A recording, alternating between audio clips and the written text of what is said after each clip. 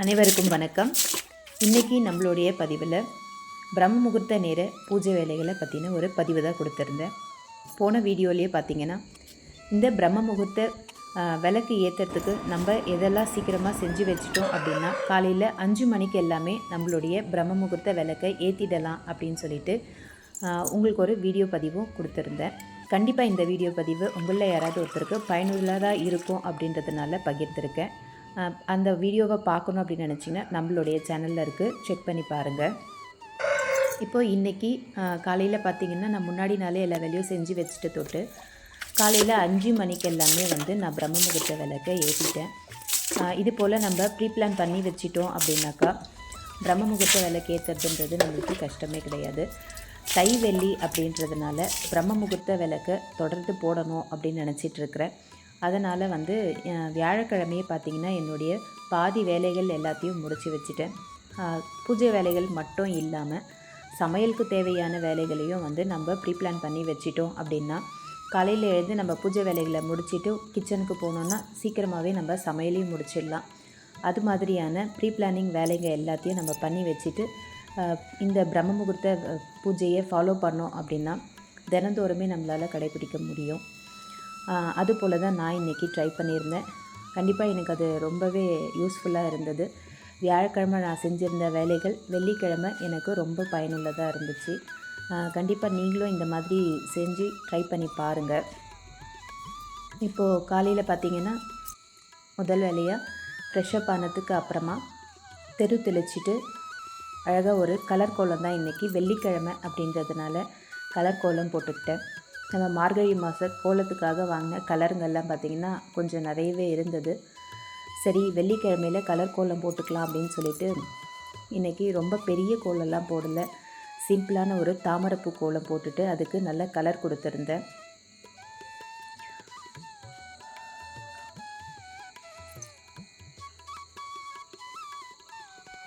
அதுக்கு அடுத்ததாக பார்த்திங்கன்னா வர 6ஆம் தேதி, அதாவது பிப்ரவரி மாதம் 6, நம்ம இந்த 6 நாள் தைப்பூச விரதம் இருக்கிறோம் அப்படின்னு நினைக்கிறவங்க 6ஆம் தேதி ஸ்டார்ட் பண்ணி 11ஆம் தேதி முடிச்சுக்கலாம். 48 நாள் இருக்கிறவங்க இருந்துகிட்ருப்பாங்க. 48 நாள் கடைப்பிடிக்க முடியல அப்படின்றவங்க 6ஆம் தேதி தொடங்கி 11ஆம் தேதி முடிச்சிக்கலாம். இந்த மாதிரி விரதம் இருக்கிறவங்களும் இருக்கிறாங்க. அப்படி 6ஆம் தேதியும் தொடங்கி பண்ண முடியல அப்படின்றவங்க 3 நாள் கூட இருந்துக்கலாம். இல்லை அன்றைக்கி தைப்பூசம் அன்னைக்கு கூட இருக்கலாம். இதையும் நான் ஒரு வீடியோ பதிவில் உங்களோட ஷேர் பண்ணியிருக்கிறேன்.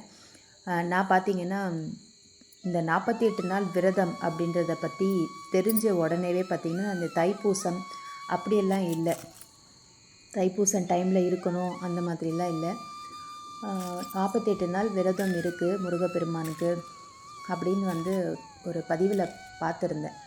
அந்த பதிவை பார்த்ததுமே பார்த்திங்கன்னா 2வது நாளே நான் 48 நாள் விரதம் இருக்கணும் அப்படின்னு சொல்லி முடிவு பண்ணி விரதமும் இருந்தேன்.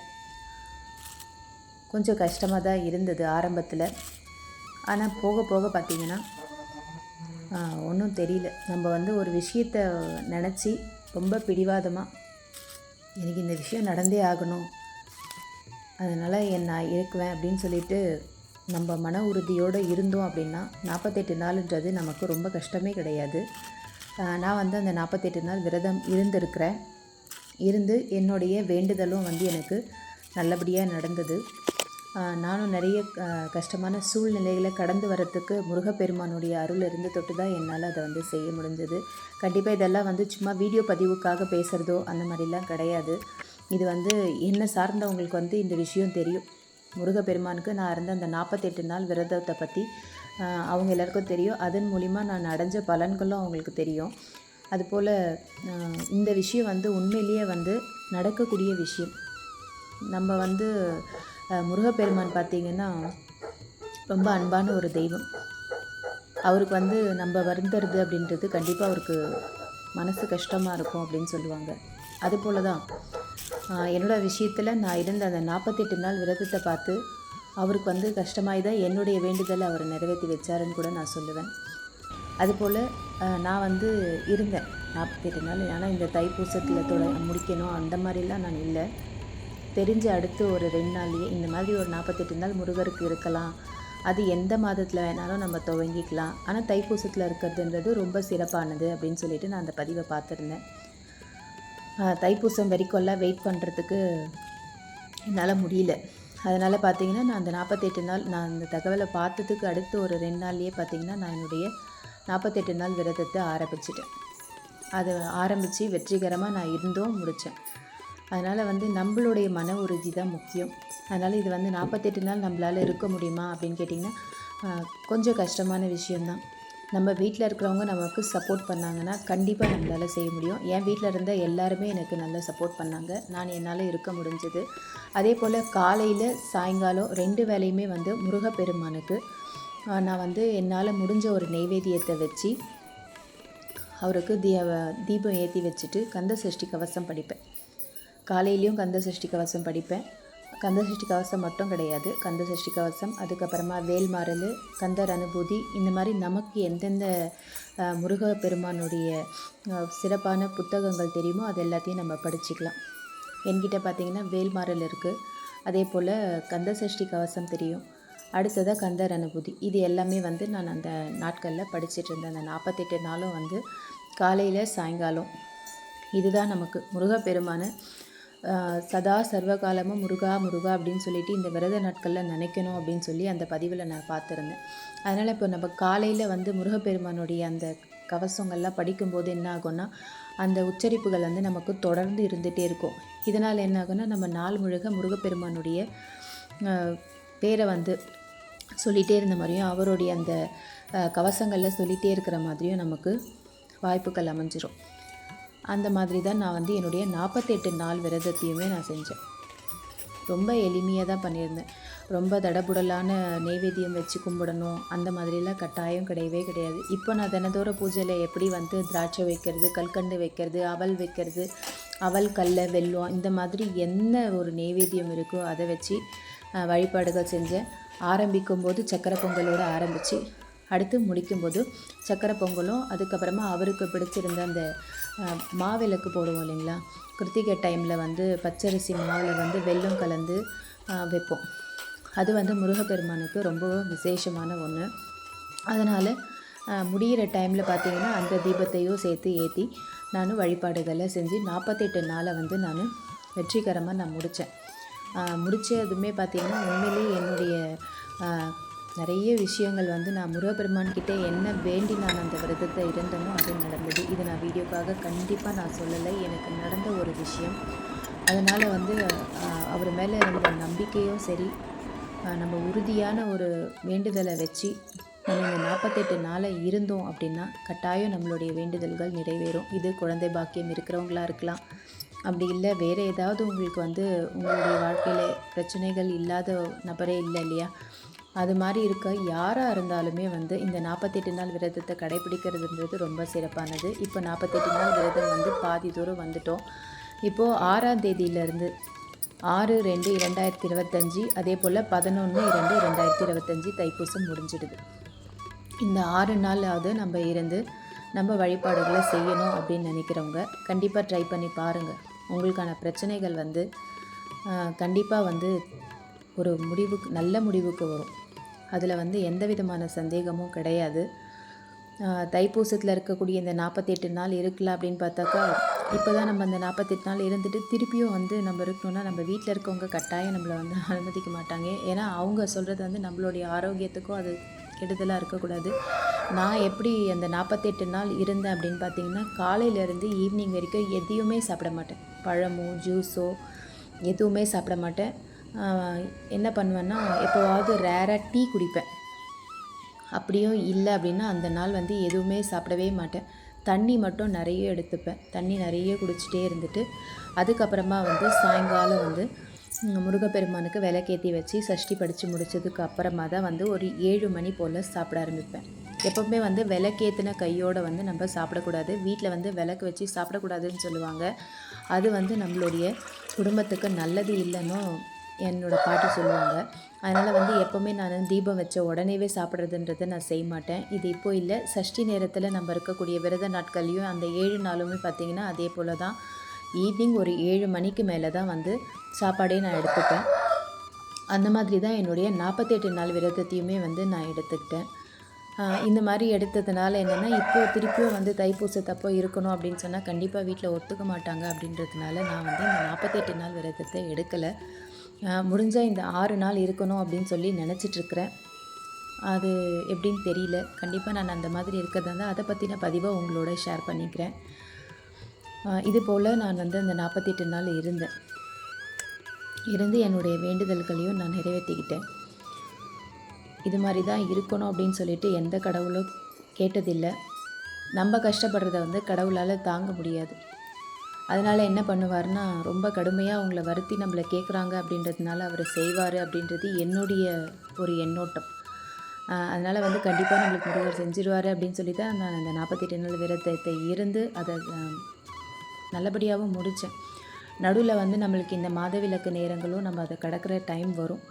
அந்த மாதிரி வரும்போது என்ன பண்ணணும் அப்படின்னு பார்த்திங்கன்னா, அந்த ஒரு 3 நாளில் வந்து நம்ம கணக்கில் எடுத்துக்காமல் அடுத்து வர அடுத்த நாள்லேருந்து இப்போ அந்த 3 நாள் கழிஞ்சதுக்கப்புறம் வருது பார்த்திங்களா, அதுக்கப்புறம் நீங்கள் எந்த எண்ணிக்கையில் விட்டுட்டீங்களோ அதிலேருந்து தொடங்கிக்கலாம்.